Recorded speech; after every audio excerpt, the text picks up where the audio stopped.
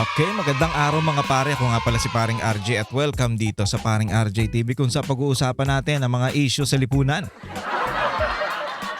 Issue sa lipunan na hindi na dapat nating, alam mo yon, na hindi na dapat nating hindi pansinin dahil sa grabe ng korupsyon.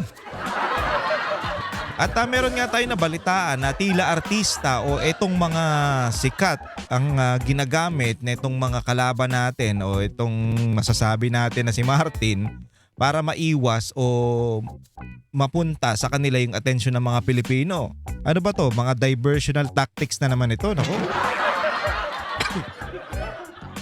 Alam naman natin na ang gobyernong ito ay magaling sa mga ganyang bagay. Naku, hindi natin may iwasan yan dahil noon pa naman ginagawa na nila yan.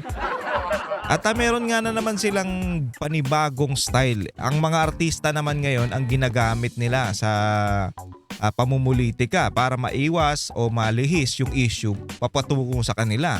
'Di ba? Ngayon, ano na pinag-uusapan? Ito na si Vice Ganda, si Heart Evangelista at si Chase Escudero. At meron na naman tayo ngayon na ito although na sama ito sa listahan o dun sa nabanggit ng Diskaya, napatunayan ba na ito si Arjo pangalan nito?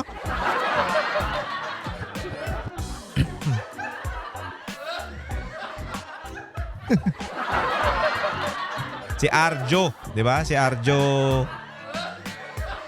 Teka lang Atayde. Yan. Si Arjo Atayde. Sorry. Nakakalimutan tayo.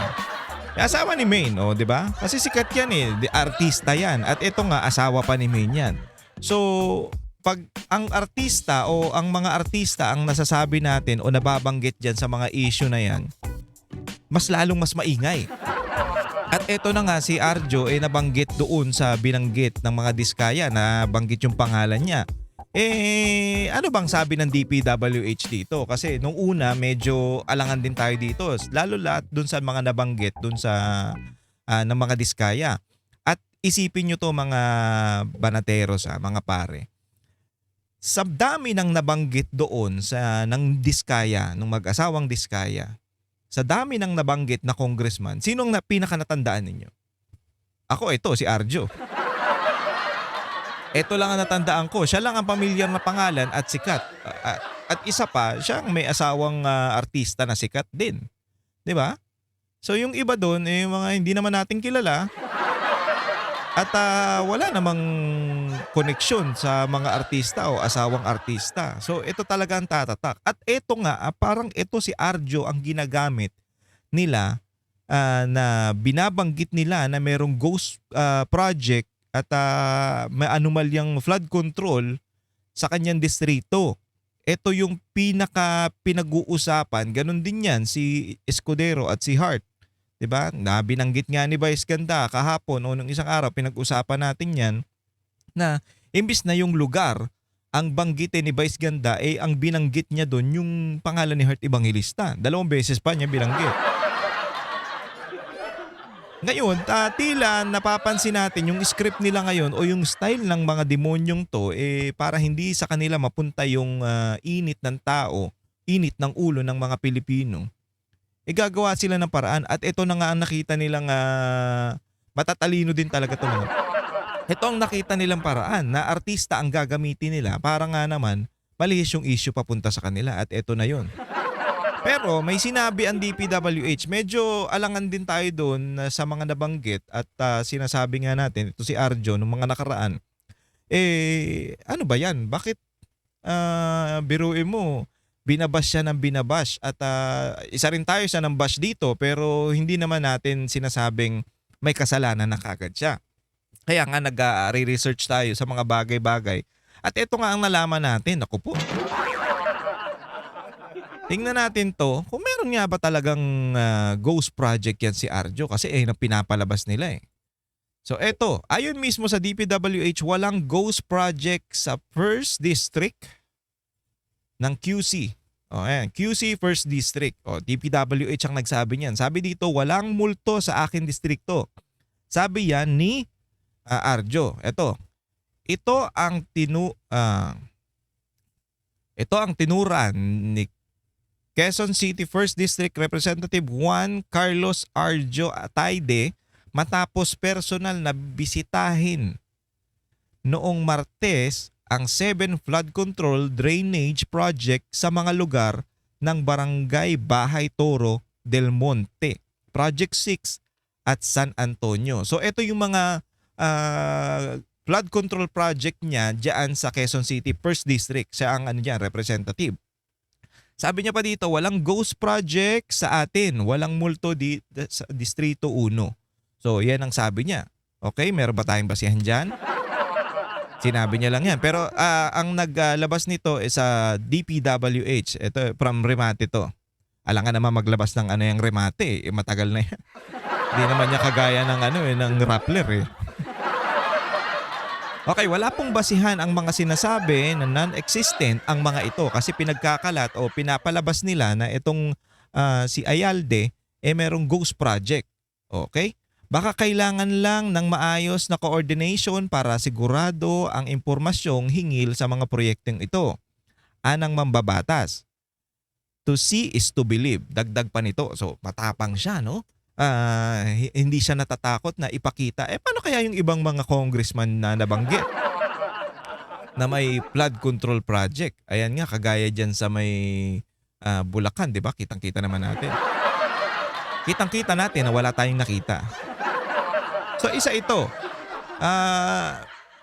Siyempre, bilang confident ka, bilang isang taong confident ka na wala kang tinatago, wala kang katarantaduhang ginagawa, see is to believe. Tignan nyo na lang. Hanapin nyo dyan. Makikita nyo yan. Sabi dito, ang ginawang pag-iikot ni Ataide sa kanyang nasasakupan ay tumutugma, okay, sa naunang ulat ng Department of Public Works and Highway, DPWH, Quezon City, District 1. So, ito yun. Tumutugma daw. Bilang sagot sa tanong ng mambabata, sinabi ng DPWH sa isang liham noong September 19 na ang 7 proyekto ay verifiable. Parang foreign foreign words to para sa akin. Verifiable at makikita sa mga lugar kung saan itinayo ang mga ito. So meron talaga. Ito pa, meron liham to September 19 pa pala. So ang pinapalabas kasi ng mga trolls at ng mga bashers ngayon wala daw, meron daw ghost project at alam mo yon, dahil nga kumita daw si Arjo Ataide doon sa mga ghost project na to o sa mga flood control project na to, sabi nung mga Pilipino o yung mga tao kasama pa pala kami o may ambag pa pala kami sa kasal niyo ni Maine Mendoza. So yun yung narrative na kumakalat ngayon. Kumbaga parang may ambag pa ang mga Pilipino o yung buwis ng mga Pilipino dun sa kasal nila. Anyway, alam nyo, medyo napag-isip-isip din tayo ng ganyan. Hindi natin mapapagkailan na nag-isip din tayo niyan. Ayaw nga, baka kumita tong mama na to. Pero isipin nyo na lang to. Kung si Arjo walang pera, si Maine Mendoza maraming pera. Bakit? Marami yang branch ng McDo dyan sa may Bulacan at meron pa yung mga gasolinahan. So hindi biro ang magkaroon ka ng isang gasolinahan at isang mag-franchise ka ng McDo. So hindi biro yan. Ibig sabihin, maraming pera tong si Maine Mendoza. At malamang sa malamang dahil sobrang sikat nung Aldab nila noon, talaga na nga namang malaki ang pera nitong ali na to. At hindi natin mapapagkaila, ito si Arjo, meron din naman tong pera. Hindi to basta-basta rin, ha? Artista din to. Baka nakakalimutan nyo. So, sabi dito, nilinaw rin ng DPWH na sa 66 na umano'y mga ghost project na lumabas sa media, 7 sa mga ito ay nasa distrito ni Ayalde. So, Ataide, sorry. Nasa distrito daw ni Arjo Ataide, yung 7. Okay? Yung sa 66, 7 ang nasa kanya. At siya pa lang ngayon ang nakikita natin na may nagpapatunay na meron talaga siyang ginawa doon sa mga flood control project at walang ghost project. Tignan nyo, kumpirmando naman kompleto ang 5 sa mga ito. Uy, ba't 5 lang? Okay, wait lang mga pare. Relax lang, relax.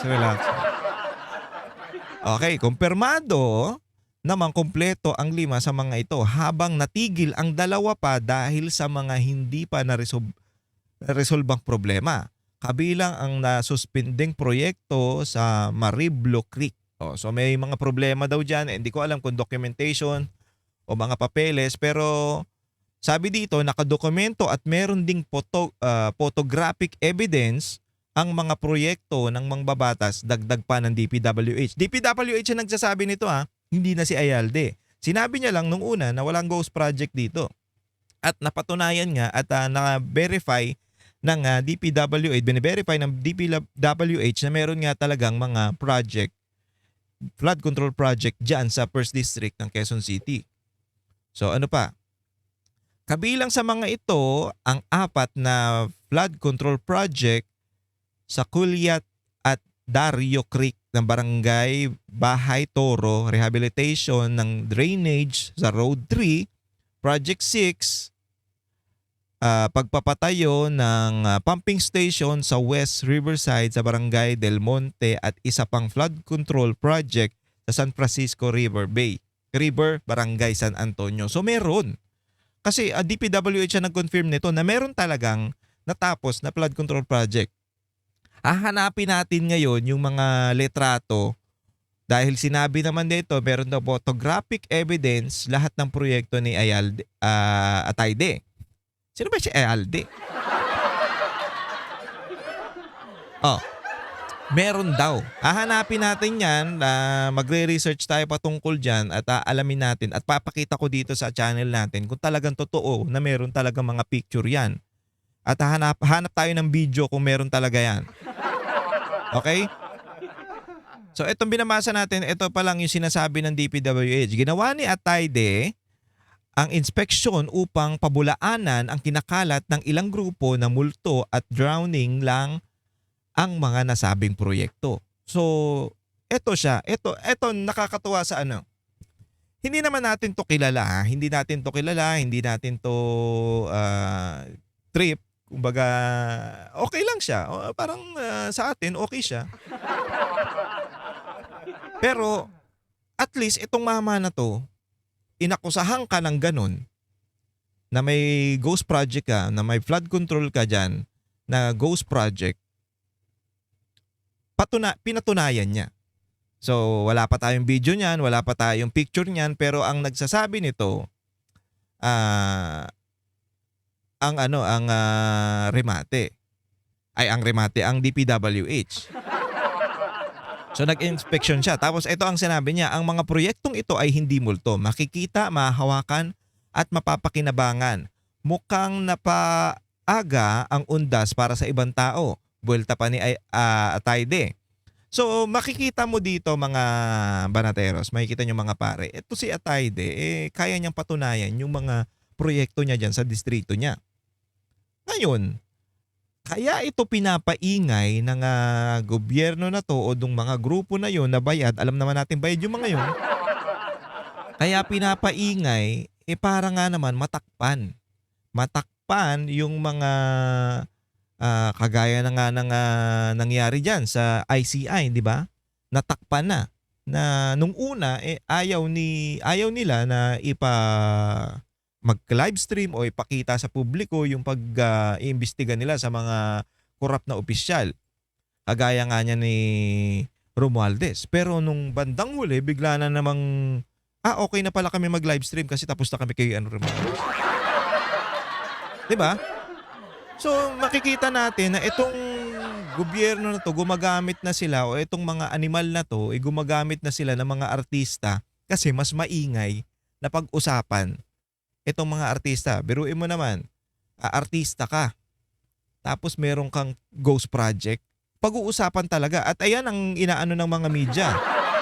Yan lagi ang pinipicture ng mga media. At meron pang mga grupo na nagsasabi. Kaya nga itong sinasabi niya, ah, pinabulaanan niya yung mga nagsasabing multo daw. Multo at yung mga proyekto niya diyan wala.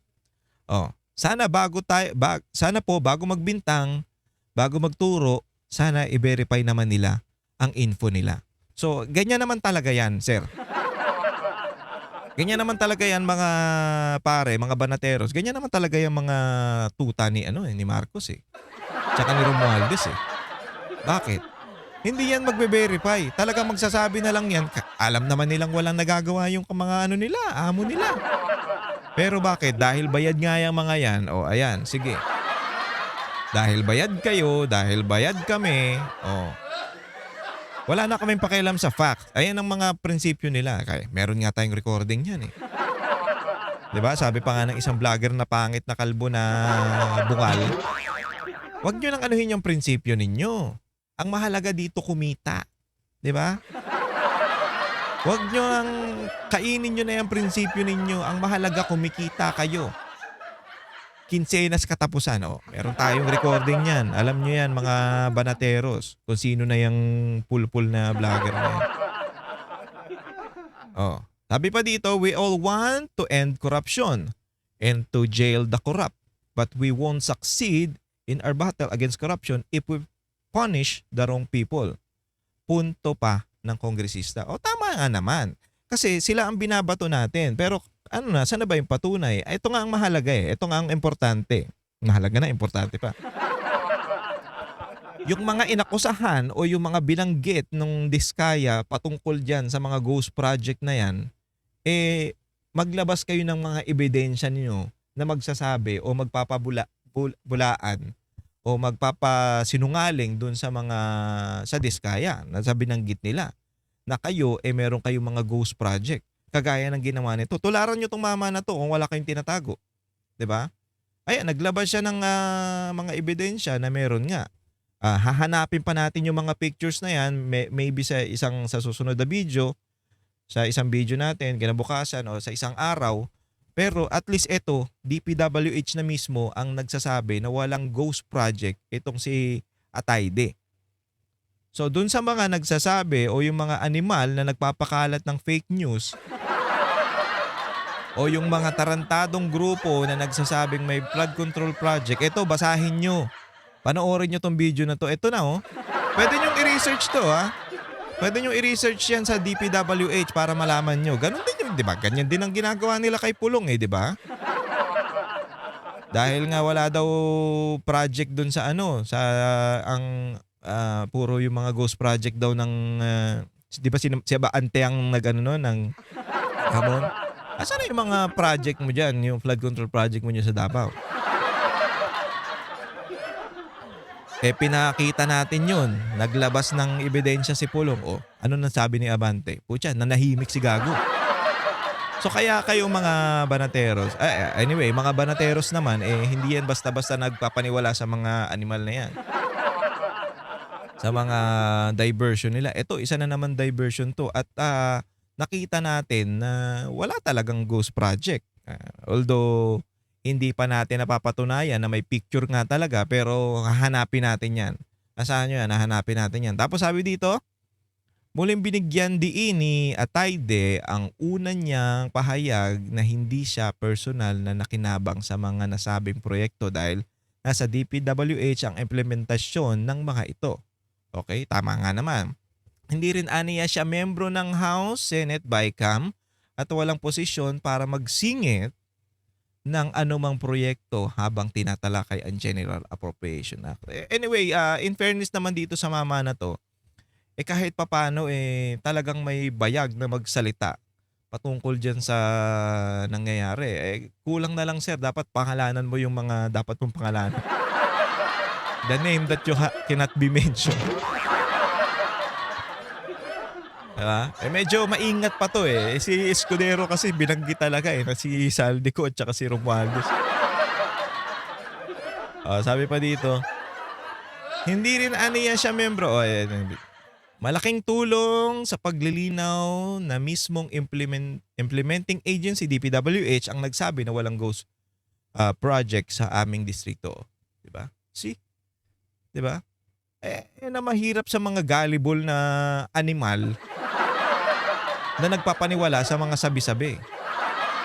Oh, 'di ba pinalabas nila na may ambag pa pala kami sa kasal niyo ni Maine, ah. Oh, 'di ba? The evidence speaks for itself and the evidence speaks the truth. Aniya. Okay, so yan, maraming salamat. Atayde, Arjo Atayde sa papahayag ng mga gantong bagay at syempre, at least na ano tong mga to, nakikita natin tong mga to at hindi to binabalita ng ibang media. Narinig nyo ba na binalita to? Ang binabalita nila, pag merong umatake o pag merong issue patungkol dyan sa mga artista na yan, ayun, para matakpan yung amo nila. O yung nagbabayad sa kanila pangbigay ng merienda. Simpleng bagay, simple lang to pero malala. O, kaya mag-iingat kayo sa mga pinapanood nyo, ha. Huwag kayong basta-basta magpapaniwala sa mga animal, lalo na yung mga Marcos vlogger, mga Tanso vlogger. Nako. Ay, nako, ingat kayo dyan. Baka mahata kayo niyan. Magagaling pa naman magsalita yung mga yan. Eto, panoorin natin to mga pare. Ito medyo daanan lang natin kasi ito ano yun, parang ito medyo nangyayari na to sa panahon natin ngayon. At magtataka ka nga na bakit nangyayari to? Nangyari na nung panahon na yun at wag naman sanang umabot sa mga... Kasi parang patayan na yung ano nito, ending. Sa pagiging diktador, naku po. Ito, panoorin natin itong mga pare. Daanan lang natin, bigyan lang natin ng idea. Bigyan ko lang kayo ng parang idea sa mga nangyayari noon. Noong December 1989, nakangiti pang lumabas ang nooy diktador ng Romania Ayan, sa Romania. balkonahe ng kanyang opisina at nagsimulang magsalita sa harap ng daang libong mga Romanian na nakatayo sa plaza. Dahil sa masigabong palakpakan na sumalubong sa kanya, agad niyang pinangakuan ng dagdag sahod at Wow. malaking pensyon ang lahat ng mamamayan ng bansa. O yan, Ngunit lingid sa kanyang kaalaman na ang taong bayan pala na naroon ay hindi pumunta upang pakinggan ang kanyang mga talumpati at matatamis na ayan din naman ang nangyayari ngayon bilang kay Marcos, ginagawa ni Marcos. Di ba pinapangakuan niyan, 20 pesos na bigas. Pinapangakuan niya ng magandang sahod, kung ano-anong pinapangako niya pero hindi natutupad. Ito, diktador talaga. Pero si Marcos medyo low profile diktador. pangako. Bagkus, sila ay naroon upang sa wakas ay tapusin na ang kanyang brutal na rehimeng puno ng korupsyon at kasamaan Nako, na naglagay sa Romania sa rurok ng kahirapan. ayun. At ang mga sumunod na pangyayari ay siyang magiging masaklap na katapusan ng nasabing diktador at ng kanyang asawa na nakabroadcast pa ng live sa TV. Alam nyo, mga pare, mga banateros, ayaw nating mangyari itong mga gantong bagay na mismong makikita o huhulihin dahil nga sobrang hirap na ng bansa natin, sobrang gutom o yung nararanasan natin ngayon na sa korupsyon, di ba? Medyo iniisip pa rin natin na wag mangyari itong mga bagay na to kasi mahirap eh. Bumagsak ang lalo ba ang Pilipinas eh. Pero ang masakit kasi tayo ang naaapektuhan. Hindi imposibleng mangyari to pero wag naman sana dahil mahirap at magulo ang mga mangyayari tsaka nakakahiya. Kung may ano ka pa, Marcos, pwede ka na sigurong bumaba. Wag mo nang hintayin mangyari to. Alam mo, nang ano to parang napapanahon din. Although 1989 nangyari to pero napapanahon dito sa atin. At radyo hanggang sa kanyang huling paghinga na pinanood at pinakinggan ng daang libong mamamayan ng bansa na nag-aabang sa kanyang pagbagsak.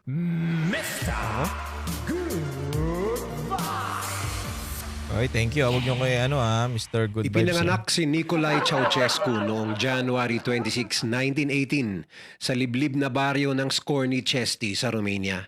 Hinubog ng mahirap na panahon noon ang batang Nicolae at kaagad namulat ang kanyang mga mata sa realidad ng buhay. Sa murang edad na 11 anyos, nagpasya si Nikolai na maglayas at iwan ang kanyang mapang-abuso at lasinggerong tatay kahit na wala pa itong kamuwang-muwang sa mga bagay-bagay. Kalaunan ay naging miyembro ang binata sa papausbong na Communist Youth Movement ng Romania. Matapos ang pagdurusang kanilang pinagdaanan noong ikalawang digmaang pandaigdig mula sa Nako. kamay ng mga Nazi, muling inukupa ang Romania, ngunit sa pagkakataong ito ng Soviet Union at isa sa mga naging impluensya ng mga Soviet sa mga Romanian ay ang lalong paglakas ng ideya ng komunismo. Yan, yan, Noong yan. 1936, dahil sa kanyang partisipasyon sa pag-aalsa para sa pagbabago, sa edad lang na 18 anyos ay tinuring na ng mga otoridad si Nikolai bilang isang wanted na aktivista. Nako. Nang madakip, kaagad kumalat sa kanilang komunidad ang kanyang mugshot, isang larawan na magpapalakas sa kanyang reputasyon bilang takapagsulong ng komunismo at ang imaheng habang buhay. Ayan. Yan ang mga ano ngayon, ang mga komunista, feeling kunyari ano sila ang bida, 'di ba? Sila kunyari ang masasabi natin na itong kakampi natin. Yan ang pinapalabas ng mga demonyong NPA nito. Ayan ang pinapalabas nila ngayon. Kunyari sila ang bida, sila ang kakampi, pero pa bandang huli, kagaya nga nito, putyang ina, puro korupsyon ang ginawa. Tatatak sa alaala ng lahat ng mga Romanian. Ilang beses naglabas-masok si Nicolae Ceausescu sa iba't ibang intermittent camps para lang magtino. Isa sa mga naging katuwang niya sa bilangguan noon ay si Gheorghe Gheorghiu Dej, na katulad niya ring panatiko ng mga komunista na kagaya nila Karl Marx, Vladimir Lenin Ito, mga at idol Joseph ng mga Stalin. animal to. Di tumagal ay naging malapit ang isa't isa dahil sa kanilang matinding pagkahumaling sa komunismo at sa hindi inaasahan ay nakabuo ng matinding alyansa na maghahatid sa kanila sa tuktok.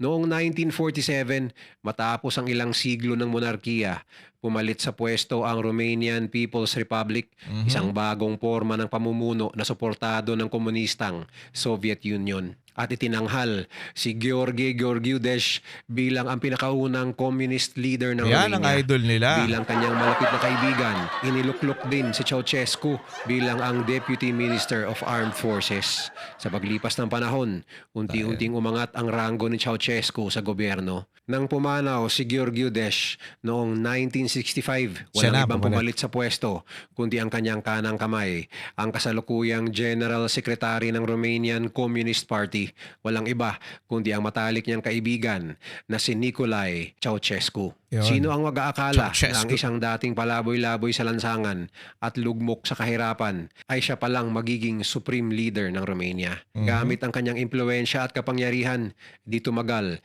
ay itinanghal na nga si Ceausescu bilang ang bagong presidente ng Romania Ayan na, noong 1967. 1967. Nung una, kahit isinusulong pa rin ang ideolohiya ng komunismo, isinulong niya rin ang liberalismo sa Romania na siyang magbibigay Oy, liberal. sana ng kalayaan at karapatan sa taong bayan para sa inaasam-asam nilang pagbabago at upang idistansya Ayan na yung sa atin ngayon, bagong Pilipinas.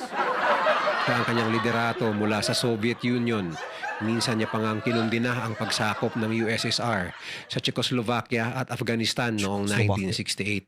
Subalit kagaya ng napakaraming mga pinunong nauna sa kanya, di tumagal ay babaguhin rin ang ambisyon para sa kapangyarihan at Ayun, kayamanan ang si problema. Nicolae Ceausescu. 6 na taon mula nang siya ay umupo bilang leader ng Romania. Tila ba bigla na lang nagbago ang ihip ng hangin. Ay po. Noong 1971, matapos bumisita sa China at North Korea, na-inspire si Ceausescu sa pamamalakad ni Mao Zedong at Kim Il-sung at bigla na lang naisipan na ibasura ang liberalismo sa Romania Nako. at tuluyan na ngang niyakap ang pagiging isang ganap na komunista at bumalik sa pagiging tuta ng Soviet Union. Yun Lahat lang. ng kanyang mga pinangako noon ay bigla na lang maglalaho ng ganun-ganun na lamang. Sa kanyang obsesyon para sa total control sa buong Romania, ang dating tinuring ng karamihan bilang isang bayani ay unti-unting naging isang katakot-takot na diktador. Oh, yun.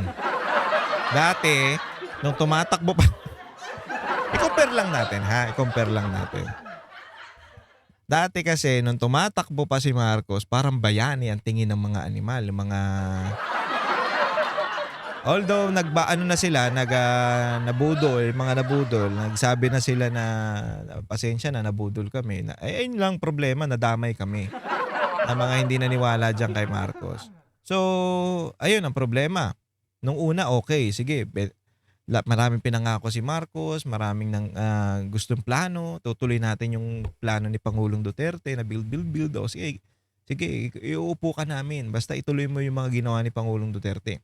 Ayan din ang pinambudol niya sa mga Pilipino. At nung nakaupo na nga, parang wala na, hindi na tayo kilala. Ganon din kay sinabi nga ni Manong Chavez na pagkatapos umupo niyan, tinulungan ko pa yan na manalo. Tinulungan ko yan kausapin yung mga mayor para iboto at tulungan siya na manalo. Tapos pagkaupo sa Malacanang, wala na, parang hindi na ako kilala. O eto, parang ganito rin yan. Na iba lang yung kwento pero parang tumutugma yung style nila. Na after na nun, bigla siyang nagbumaliktad at parang unti-unti nang nababadrip yung mga Pilipino. O yung mga tao, yung mga Romanian sa kanya. Walang naglakas loob na magsalita laban sa presidente at wala ring naglalakas loob para kumalaban sa kanya sa politika ng mga panahong yon. At kung meron man ay kaagad ring inaaresto o Yan di ang kaya ay pinapatumba ng ipinagmamalaking secret police ni Nicolae Ceausescu. Hindi umubra ang freedom of speech dahil Ayun. pinaparusahan at pinatitikom nito ang mga bibig ng kahit sinong may 'Di ba? Parang ganito na yan ang nangyayari ngayon. Hindi uubra yung meron pa nga tayong isang nabalitaan diyan, yung isang parang vlogger din na bigla na lang dinakip sa kanilang bahay. Hindi niya alam at hindi pinapadala sa kanya na meron na pala siyang sabina galing sa korte. Bakit? Hindi alam kung paano nangyari yun. Ang akala siguro ng korte, hindi siya sumasagot. O yung pala, wala siyang natatanggap. Pero bigla na lang siyang dinakip. Ganon din. Ngayon, sa atin, ang style, pag nakanti mo sila, kakasuhan ka. Kagayang ginawa kay Banat Bay, di ba, ni Zaldico. Ilang beses pinapunta doon sa Legazpi para umati ng hearing na wala namang, yung nag-react lang siya doon sa sinabi ni Roque, pati siya kasama doon. Oh, 'di ba? Basta nagsalita ka laban sa kanila, may gagawin silang sa iyo kakaiba. Wala na yung freedom of speech. Ay nangyayari yan ngayon dito sa atin. Oh. kakayahang ihayag ang kanilang mga hinaing sa publiko. Mhm. Lahat ng mga tao ay namuhay sa takot at pangamba at kahit nasa loob sila ng kanilang mga tahanan ay Ayan, wala 'di ba? pa rin silang ligtas dahil minomonitor ng secret police ang lahat ng linya ng komunikasyon pati na ang kung anong programa ang pinapalabas sa telebisyon. Nako po. Kahit ang mga mismong minister ng mga miyembro ng gabinete at mga matataas na opisyal ng gobyerno ay mahigpit na minamanmanan ni Ceausescu. Marahil ay dahil wala siyang pinagkakatiwalaan ni isa man sa mga ito. Maliban sa pananakot at pang-aapi ng kanyang administrasyon, nalugmok rin sa labis-labis na kahirapan ng ekonomiya ng Romania na resulta ng mga palpak na desisyon ng diktador at ang kanyang korupsyon para tustusan ang kanyang marangyang pamumuhay at ang mga luho ng kanyang asawang si Elena. Habang nagugutom ang mga naghihirap na mga Romanian sa kalsada, wala pa ring naging pakialam ang mag-asawang Nicolai at Elena Ceausescu Mm. at patuloy lang sa pagtamasa ng kanilang nakakalulang kayamanan Yun. at pribilehiyo. Ginamit nila ang pera ng Romania para sa kanilang pansariling interes. Nako. Mga mamahaling sasakyan, Ay. sangkatutak na magagarang kagamitan, Ay. mga alahas at ginto, mga dambuhalang proyekto kagaya ng Palace of the People Nako. para lang tapatan ang Pentagon ng Amerika at marami pang ibang mga walang katuturang bagay. Subalit kahit na tila nasa rurok na sila ng tagumpay, wala silang kamalay-malay na nalalabi na pala ang pagtatapos ng paghari-harian ng mga Yun lang, yun lang. So, hindi natin alam, kayo, nasa ruro kayo ng tagumpay. Alam nyo na kung sino yung binabanggit ko. Sabi pa dito, yung mag-asawa, wala silang pakialam sa nangyayari sa Pilipinas.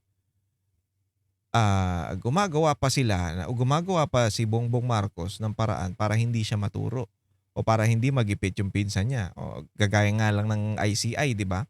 Kitang-kita naman natin kung paano niya ginawa yun para mag-imbestiga dun sa mga maaanomalyang flood control project, pero yung mismong Speaker of the House, siya ang namumuno dyan sa Congress, sa Kamara, pero At kitang-kita natin kung gaano kalaki ang insertion na pumasok diyan sa loob ng 3 taon.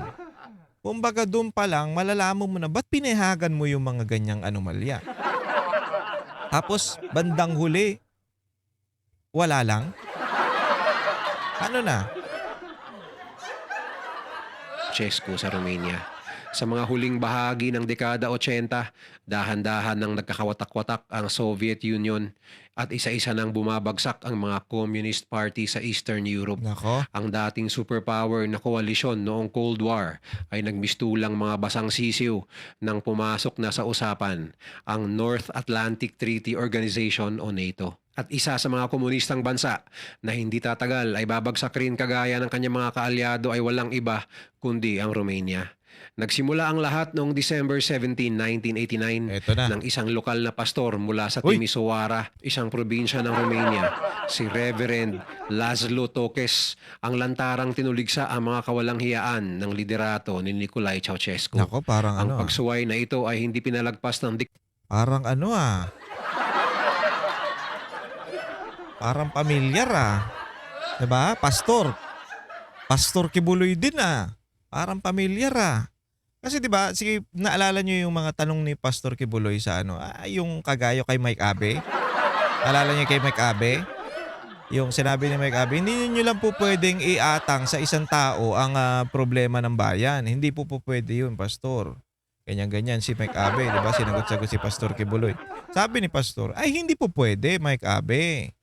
Hindi po pwede kasi siya ang presidente ng Pilipinas. Hindi po pwedeng hindi natin iaasa sa kanya ang pag-asa ng bayan. Eh kung ano na lang siya diyan, bakit nandiyan pa siya?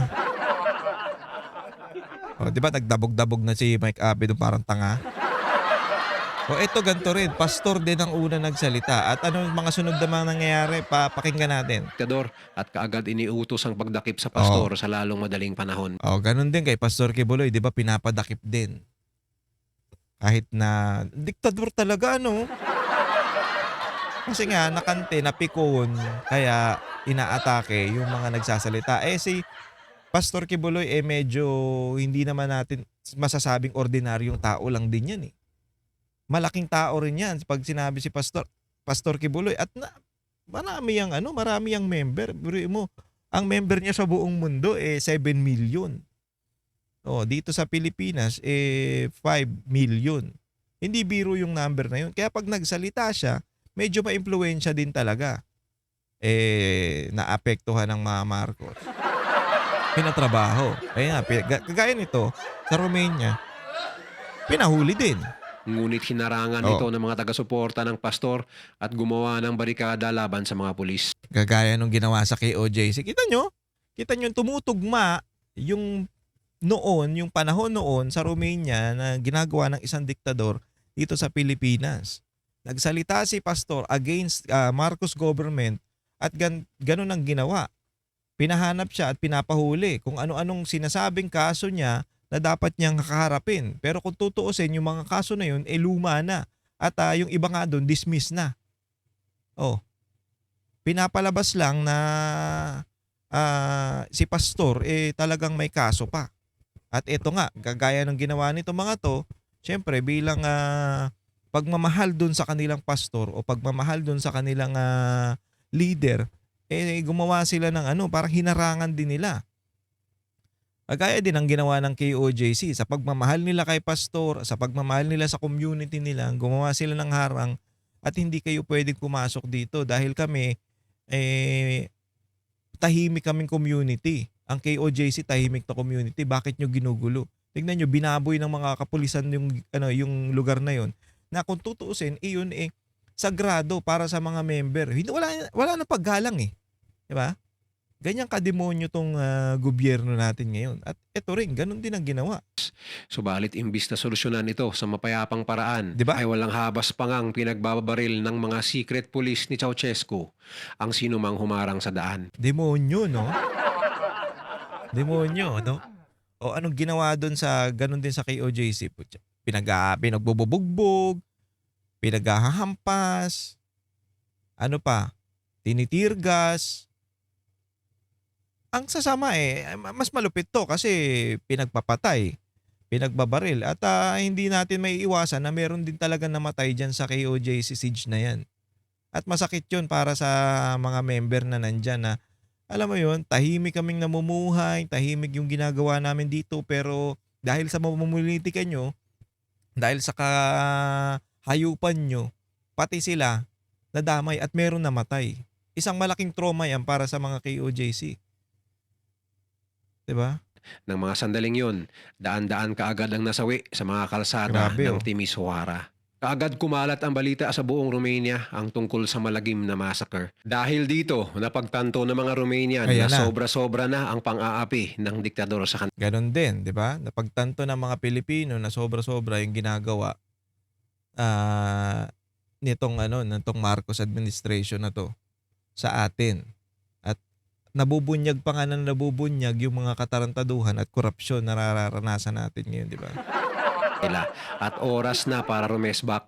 Bilang pag-aalsa, nagkaroon ng samot-saring mga protesta sa iba't ibang parte Ayan, ng oh, 'di ba? Romania. Bakas na sa mukha ng bawat isa sa mga rallyista Ganyan din. ang kanilang pagnanais na pabagsakin si Ceausescu sa lalong madaling panahon upang subukang pakalmahin ang tensyon na nararamdaman ng mga mamamayan at sa kanyang pagkadesperado na makuha muli ang loob ng kanyang mga nasasakupan.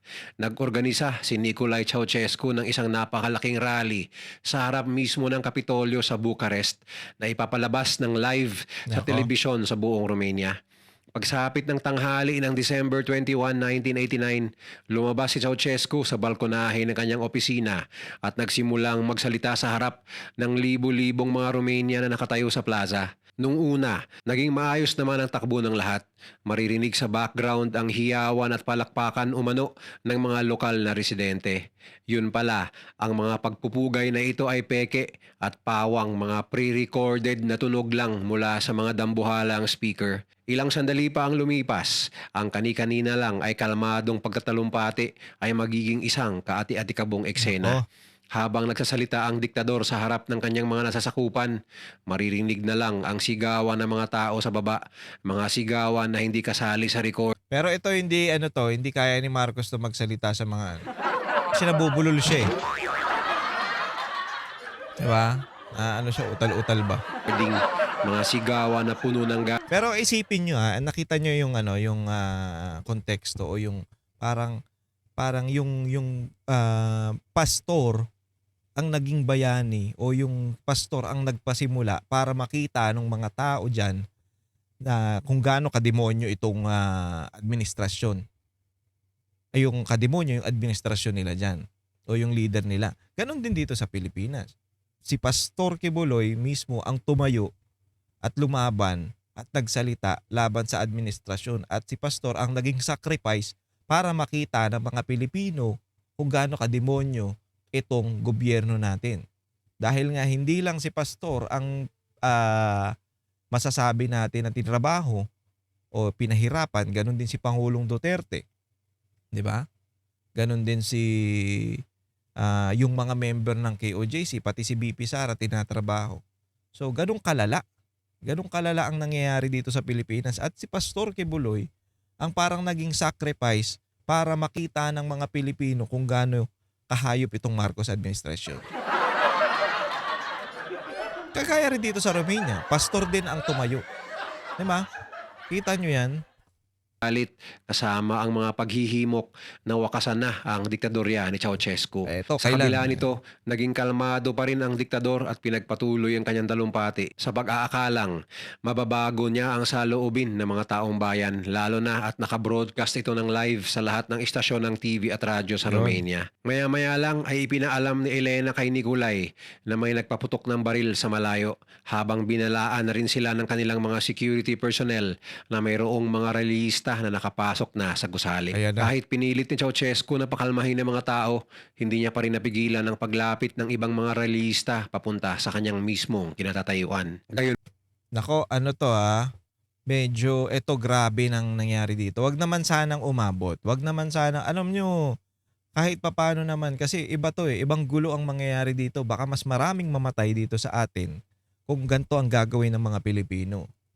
O kagaya dyan, papasukin nila mismo yung bahay ni yung Malacanang, Tapos aatakihin nila si Marcos. Hindi marami ding ano yan, maraming mamamatay na o maraming maaapektuhan na mga pulis, ganun din yung mga Pilipino, mga tao. Kaya mahirap na ano to, na hilingin natin o wag naman sanang mangyari pero hindi imposible. Dahil sa hirap ng mga Pilipino, sa hirap na nararanasan natin at sa korupsyon na nararamdaman at nakikita natin ngayon, wala na, parang medyo malapit na tayo sa gantong pagkakataon. Wag sana, pinapanalangin natin na wag mangyari pero hindi na maiiwasan to. Nako, nakakatakot. Paman, nagpatuloy pa rin si Ceausescu sa pagsasalita at kahit pa nga pinangakuanan niya ang mga tao ng mas mataas na sweldo at mas malaking pensyon, tila ba wala ng plano ang mga ito na makinig pa sa mga kasinungalingang lumalabas Ayan. mula sa kanyang bibig.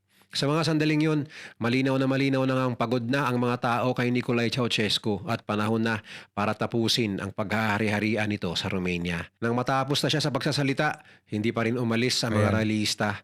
Bagkus ay nanatili pa ang mga ito sa labas ng Kapitolyo at nagpatuloy sa pagpuprotesta.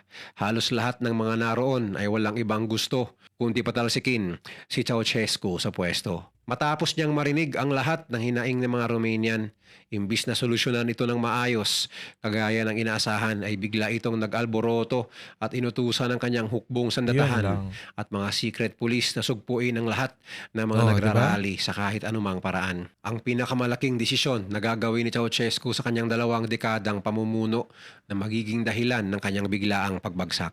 Pagsapit ng gabi, nagmistula ng parang isang war Yan ang zone. sinasabi ko. Ito yung sinasabi ko sa inyo. Na siyempre, ayaw bumitaw, ayaw bitawan nitong Ceausescu na to yung posisyon. Kaya gagawa siya ng paraan, kahit sa anong paraan, mapigilan. Siyempre, yung mga yan, matatakot din talaga yan pag pinagpapatay na yung nasa harapan nila. Oh, lalaban pa ba yan?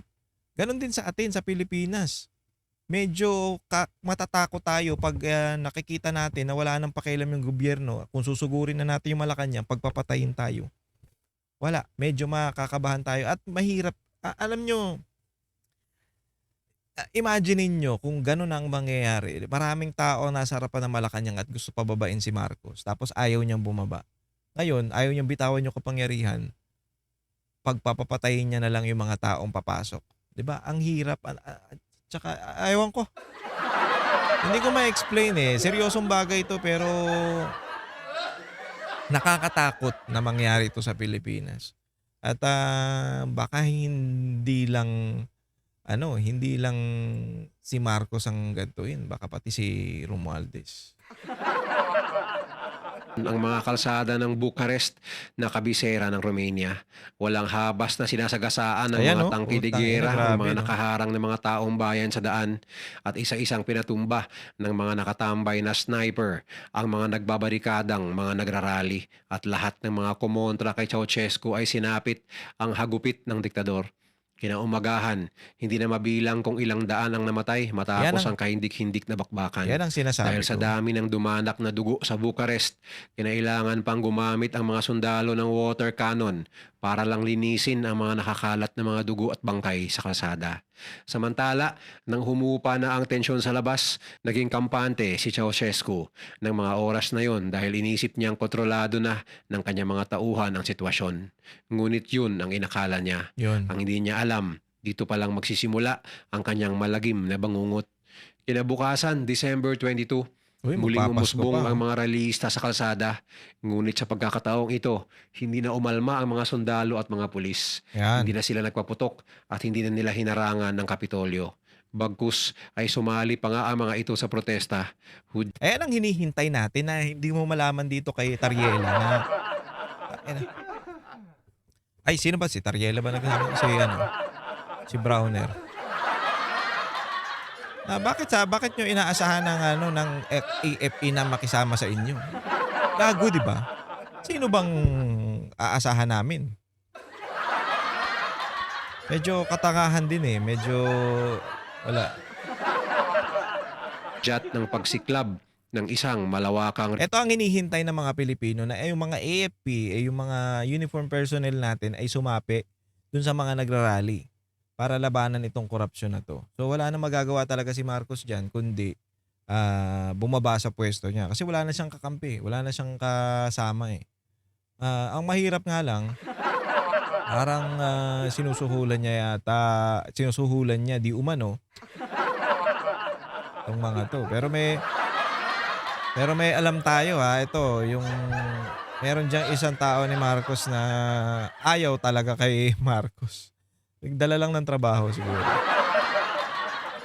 Hindi ko na sasabihin kung sino yun.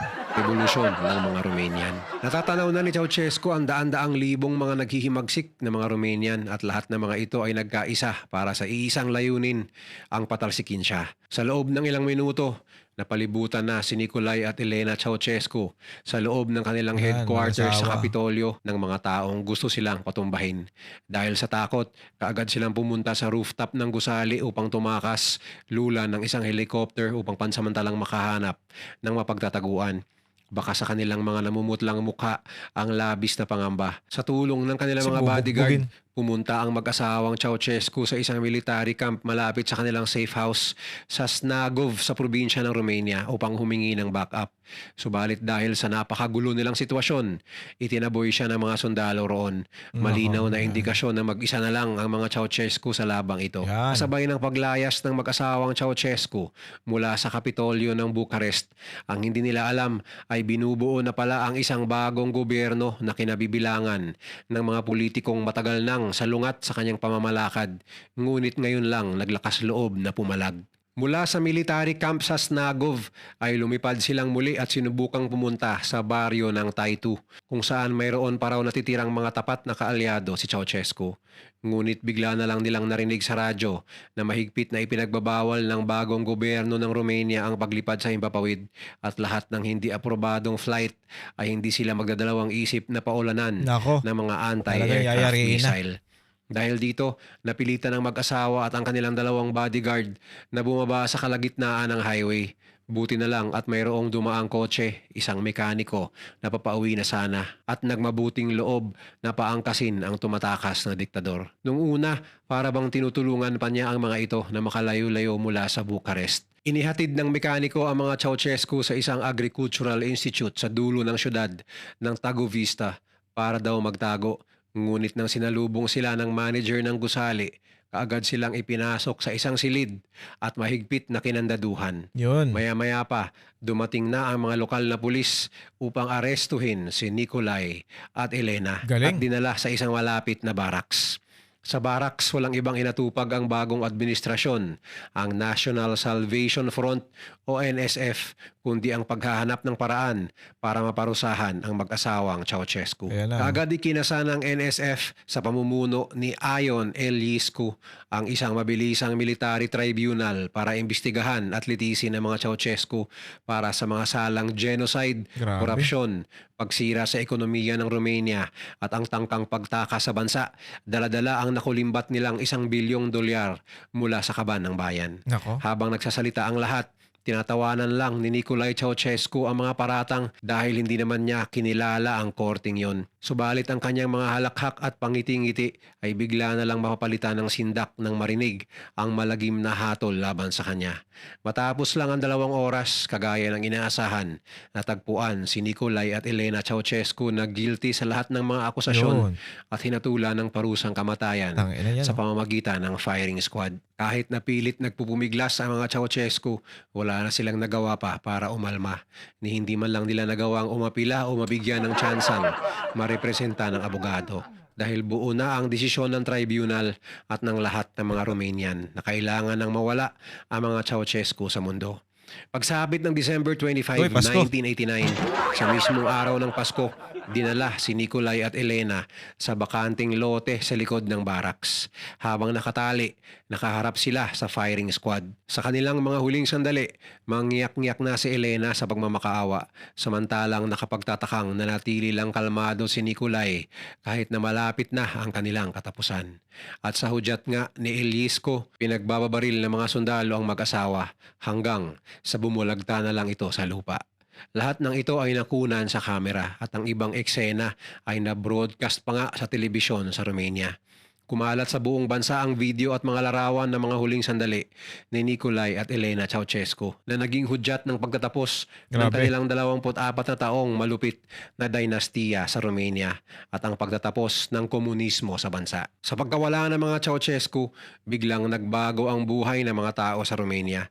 Tuluyan na nilang binasura ang komunismo at sa unang Yan. pagkakataon, nagkaroon ng malayang eleksyon ng mga mamamayan noong 1990 kung saan nanalo si Ion Iliescu bilang unang demokratikong pangulo ng Romania.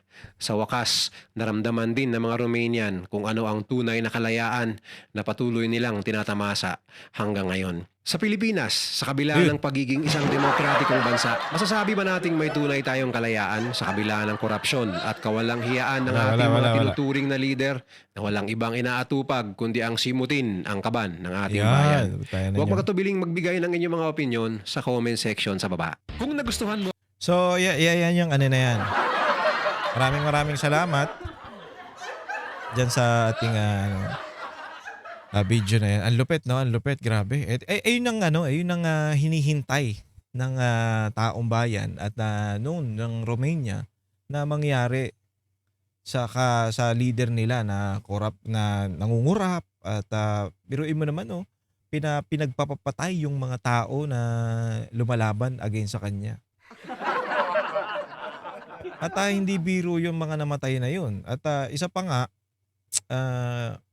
kumbaga ito yung sample. Ito yung sinasabi na kailangan merong masampulan dito sa mga bagay na to.